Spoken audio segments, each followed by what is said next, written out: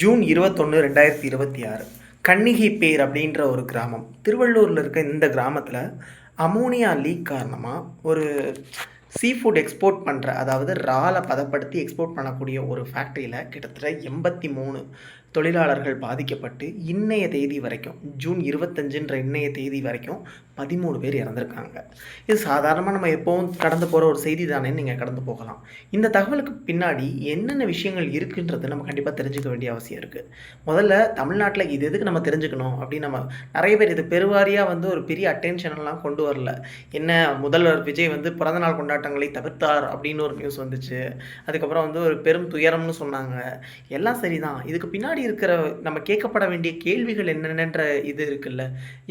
ஒன்று கவனிச்சிங்களா? இறந்தவங்க இன்னைக்கு வரைக்கும் வந்த தகவல் படி இறந்த 13 பேரில் பெருவாரியானவங்க ஒடிசா மாநிலத்தை சார்ந்தவங்க. ஒடிசா மாநிலத்தை சார்ந்தவங்க யார் அப்படின்ற கேள்வியும் வருது. ஒடிசா மாநிலத்தில் கிட்டத்தட்ட 13 பேர் இறந்ததை பெருவாரியாக ஒடிசா மற்றும் நார்த் ஈஸ்டை சேர்ந்தவர்கள். அதுவும் ஒடிசாவில் ஜோங்கா JUANGA அப்படின்ற ஒரு பழங்குடியினத்தை சார்ந்தவர்கள். புரியுதுங்களா? ஏன் இந்த பழங்குடியினத்தில் பழங்குடியினர் எங்கேயுமே இல்லையா அப்படின்னு நீங்கள் கேட்கலாம். சரிங்களா? இதில் என்ன முக்கியத்துவம் பெறுதுன்னா, இதில் பல விஷயங்கள் பேசப்பட வேண்டிய ஒரு முக்கியத்துவம் இருக்குது. ஏன்னா இந்தியாவில் 13 பர்டிகுலரி வல்னரபிள் ட்ரைபல் குரூப்ஸ்னு இருக்குது. அதில் இந்த ஜுங்கா ட்ரைப்ஸும் ஒரு ட்ரைப்ஸ். அப்படி இருந்த இந்த ஜுங்கா ட்ரைப்ஸில் மொத்தமே இந்தியா முழுக்க சேர்த்து மொத்தம் 50,000 பேருக்குள்ளே இருக்கக்கூடிய இந்த ட்ரைப்ஸை சார்ந்த ஒரு 10 பேர் தான் இறந்துருக்காங்க. ஸோ யோசிச்சு பாருங்கள், அவங்களுடைய ஒரு பழங்குடியினரின் வாழ்வியல் அழிவோட ஒரு அது கூடயும் இந்த விஷயம் சேர்த்து யோசிக்கப்பட வேண்டும் அப்படின்னு நான் கேட்டுக்கிறேன்.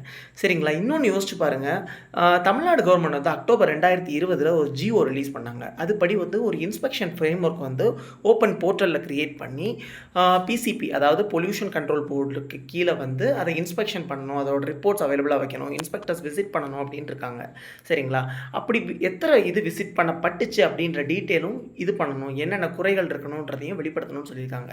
இதில் எவ்வளோ தூரம் இந்த தகவல்கள் வெளிப்படைத்தன்மையோடு இருக்குதுன்ற கேள்விக்கும் உள்ளாக இருக்குதுங்க.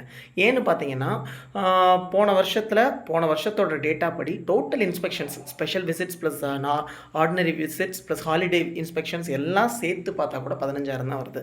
தமிழ்நாட்டில் மொத்தம் 50,000 ஃபேக்ட்ரிஸ்க்கு மேலே இருக்குது. தமிழ்நாடு தான் இந்தியாவிலேயே ஃபேக்ட்ரிஸ் அதிகமாக இருக்கிற மாநிலம். ஸோ இதில் இப்படியான ஒரு சூழல் இருக்கிறப்போ ஏன் எல்லா இடத்துலையும் இன்ஸ்பெக்ஷன் ஒழுங்காக நடக்குதா அப்படின்றதையும், மானிட்டரிங்கோட திறன் எவ்வளோ தூரத்தில் இருக்குதுன்றதையும் நம்ம கேள்விக்குட்படுத்த வேண்டிய தேவை இருக்குது.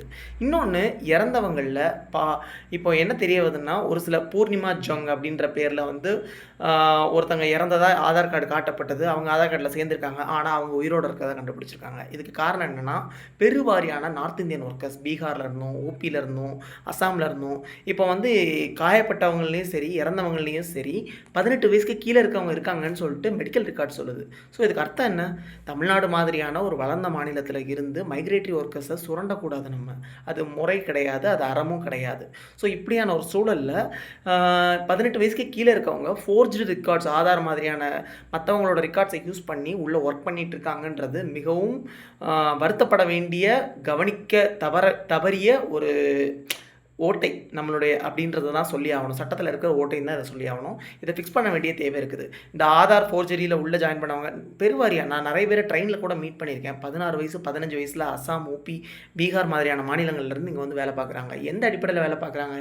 இது ஆர்கனைஸ்டு ஃபேக்ட்ரிஸ்க்குள்ளேயே அவங்க ஃபோர்ஜ்டு ரெக்கார்ட்ஸில் ஒர்க் பண்ணுறப்போ நீங்கள் யோசிச்சு பாருங்கள், இவங்களுக்கு ஏதாவது ஆச்சுன்னா என்ன பெனிஃபிட்ஸ் கிடைக்கும், என்ன கிடைக்க வாய்ப்பு இருக்குது? இப்போ இறந்தவங்களோட அடையாளமே தெரியல ஒருத்தருக்கு. இவங்க தான் இறந்தாங்கன்னு இன்னமும் அவங்கள வந்து தேடிக்கிட்டு இருக்காங்க. யார் இறந்தாங்கன்றதுக்கு அடையாளம் கண்டுபிடிக்கிறதுக்கு. ஏன்னா அவங்களோட ஃபோர்ஜ்டு ஐடியில் இருக்காங்க. இறந்தவங்களுக்காக தமிழ்நாடு முதல்வர் வந்து 2 லட்ச ரூபா எக்ஸ்கிராடியா, அதாவது நிவாரணம் அறிவிச்சிருக்காங்க. இது வரவேற்கத்தக்கதுனாலும், ஒவ்வொரு நேரத்துலையும் ஒவ்வொரு பகுதியிலையும் இப்போ சிவகாசியில் வெடிக்கிறப்போ இறக்குறவங்களுக்கும், இல்லை சிவகாசி பட்டாசு விபத்துகள் இறக்குறவங்களுக்கும், இந்த தொழிலாளர்கள் லைக் இந்த இறப்பில் 2 லட்ச ரூபா, இப்படி ஒவ்வொரு பகுதியில் இறக்கக்கூடிய இந்த நிவாரணத்துக்கும் ஏன் தொகை வேறுபடுது? ஒவ்வொரு உயிருக்கும் ஒவ்வொரு விலையா? எந்த அடிப்படையில் இந்த நிவாரணம் வந்து தீர்மானிக்கப்படுகிறது அப்படின்ற கேள்வியை நமக்குள்ளே எழுந்தாகணும். சரிங்களா? இது மட்டும் முக்கியம் இல்லை. இப்போ தமிழ்நாடு மாதிரியான இண்டஸ்ட்ரியல் எக்கோசிஸ்டம் இருக்கிற ஒரு ஸ்டேட்டில் இவ்வளவு ஓட்டைகள் இண்டஸ்ட்ரியல் எக்கோசிஸ்டம்குள்ளே இருக்குதுன்றது மிகவும் வருத்தப்பட வேண்டிய விஷயம்.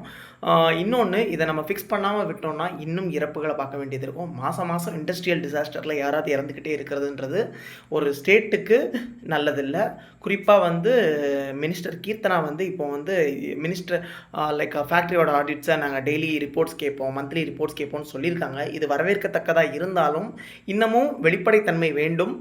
கர்நாடகா மாதிரியான ஸ்டேட்டில் இருக்கிற மாதிரி நம்ம ஸ்டேட்லேயும் வந்து ஓப்பனில் இன்ஸ்பெக்ஷன் ரிப்போர்ட்ஸையும் எங்கெங்கே கோளாறுகள் இருந்ததுன்றதையும் மக்கள் தெரிஞ்சுக்கிற மாதிரியான வழிமுறைகள் வேணும்.